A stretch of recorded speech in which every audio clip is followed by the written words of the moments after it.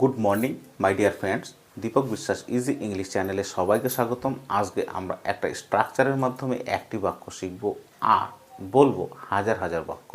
আমরা বা আমাদের উদ্দেশ্য হলো আমাদের স্পোকেন ইংলিশকে ইমপ্রুভ করা। তো শুরু করছি আজকের ক্লাস।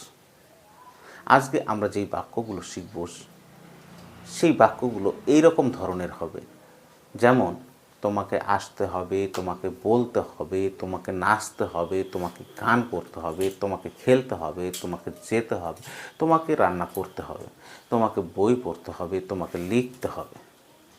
অথবা তোমার আসা উচিত, তোমার বলা উচিত, তোমার নাচা উচিত, তোমার গান করা উচিত, তোমার খেলা উচিত, তোমার যাওয়া উচিত, তোমার রান্না করা উচিত, তোমার পড়া উচিত, তোমার শেখা উচিত।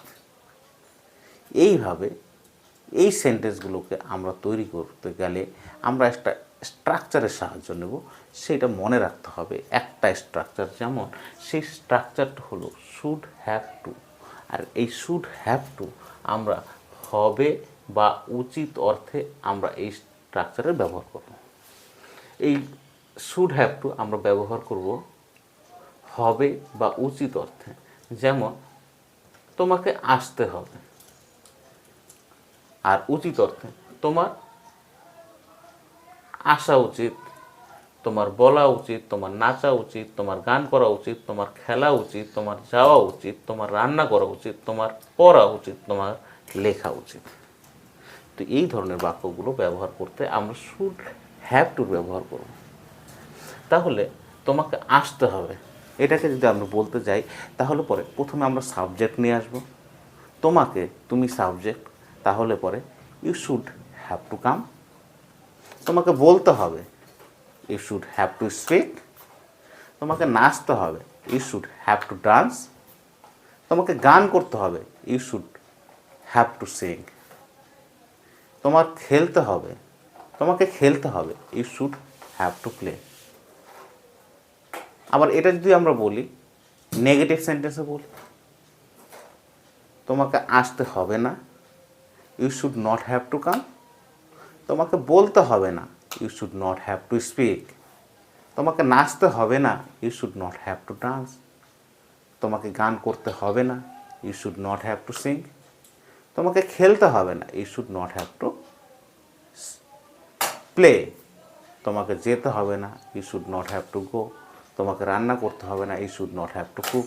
তোমাকে পড়তে হবে না, you should not have to read. তোমাকে লিখতে হবে না, you should not have to write. তাহলে আমরা এই ধরনের বাক্যগুলোকে আমরা এইভাবে এই স্ট্রাকচারের মাধ্যমে আমরা শিখে নিলাম। আপনারা আমাদের সঙ্গে প্র্যাকটিস করুন আর শিখতে থাকুন। তো এটাকে যদি আরেকটা সেন্টেন্সে কনভার্ট করা যায়, যেমন আপনি কাউকে প্রশ্ন করছেন, তোমাকে কি আসতে হবে, তোমাকে কি বলতে হবে, তোমাকে কি নাচতে হবে, তোমাকে কি গান করতে হবে, তোমাকে কি রান্না করতে হবে, তোমাকে কি পড়তে হবে, তোমার কি যেতে হবে। এই ধরনের প্রশ্নবোধক বাক্য যদি তৈরি করতে হয় তাহলে আপনাকে কিচ্ছু করার দরকার নেই। এই শুড, শুধুমাত্র শুডটাকে আগে নিয়ে চলুন। Should you have to come. তোমাকে কি আসতে হবে, should you have to come. তোমাকে বলতে হবে, should you have to speak. তোমাকে কি বলতে হবে। তোমাকে নাচতে হবে, তোমাকে কি নাচতে হবে, should you have to dance. আর যদি উত্তর দিতে হয় তাহলে এর আগের ক্লাসে আমরা বলেছি, yes I should have to come, yes I should have to speak, yes I should have to dance, yes I should have to sing, yes I should have to play, yes I should have to go. তাহলে আমরা একটা structure শিখলাম এবং বলতে শিখলাম অনেকগুলো বাক্য। তাহলে আমাদেরকে একটু প্র্যাকটিস করি আর আমাদের সঙ্গে আপনিও প্র্যাকটিস করতে থাকুন আর শিখতে থাকুন। আপনি যদি অভিভাবক হয়ে থাকেন তাহলে অবশ্যই আপনার বাচ্চাকে আমাদের ক্লাসে জয়েন করাতে পারেন, অথবা আপনি এইভাবে আপনার বাচ্চাকে শেখাতেও পারেন। তাহলে শুরু করছি আজকে প্র্যাকটিস ক্লাস। হাই,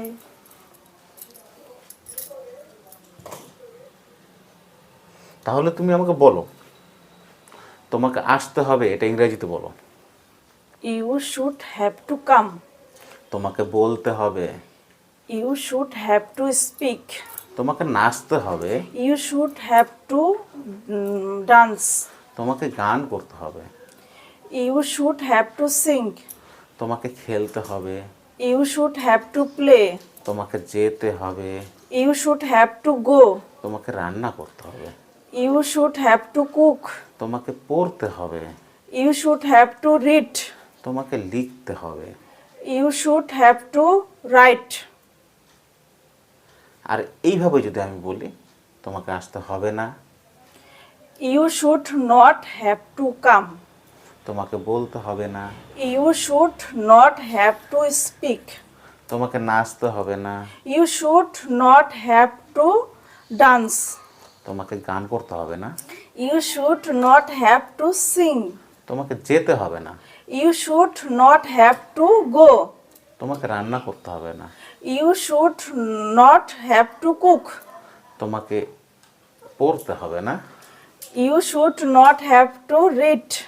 আর এটাই যদি আমি বলতে হয়, তোমার আসা উচিত, You should have to come. তোমার বলা উচিত, You should have to speak. তোমার নাচা উচিত, You should have to dance. তোমার গান করা উচিত, You should have to sing. তোমার খেলা উচিত, You should have to play. তোমার যাওয়া উচিত। You should have to go. তাহলে দেখলেন এই সেন্টেন্সগুলোকে কত সুন্দরভাবে বলা যায়।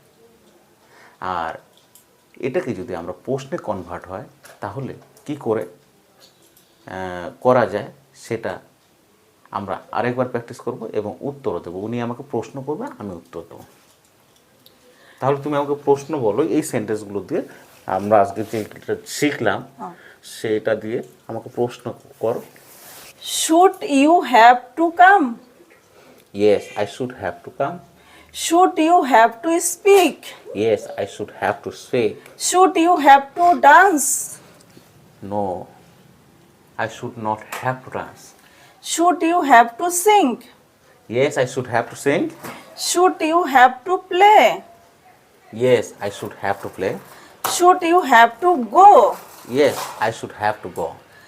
Should you have to cook? Yes, I should have to cook. Should you have to read? Yes, I should have to read.